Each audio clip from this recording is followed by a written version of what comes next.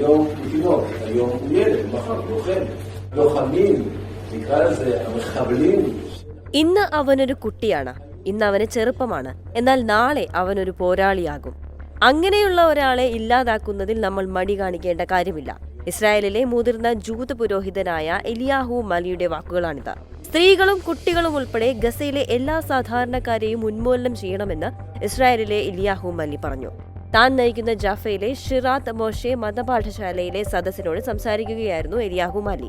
ഗസയിലെ എല്ലാ സാധാരണക്കാരെയും കൊലപ്പെടുത്തുന്നത് ഹലാഖ എന്നറിയപ്പെടുന്ന ജൂത നിയമോപദേശങ്ങൾക്ക് അനുസൃതമാണെന്ന് അദ്ദേഹം കൂട്ടിച്ചേർത്തു. ഇസ്രായേൽ സൈന്യത്തിൽ സേവനമനുഷ്ഠിക്കുന്ന വിദ്യാർത്ഥികളെ അഭിസംബോധന ചെയ്യുകയായിരുന്നു അദ്ദേഹം.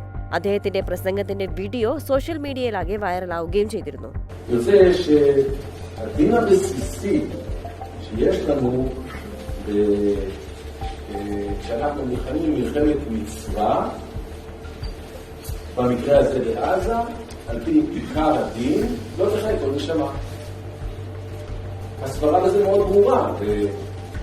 ഒരു ജീവൻ പോലും ഒഴിവാക്കരുത്. യഹൂദ സിദ്ധാന്തമനുസരിച്ച് ഒരു വിശുദ്ധ യുദ്ധം നടത്തുമ്പോൾ ഉള്ള അടിസ്ഥാന നിയമമാണ് ഇത് എന്നും ഗസയിൽ അത് തന്നെ തുടരണമെന്നും മാലി പറയുന്നു.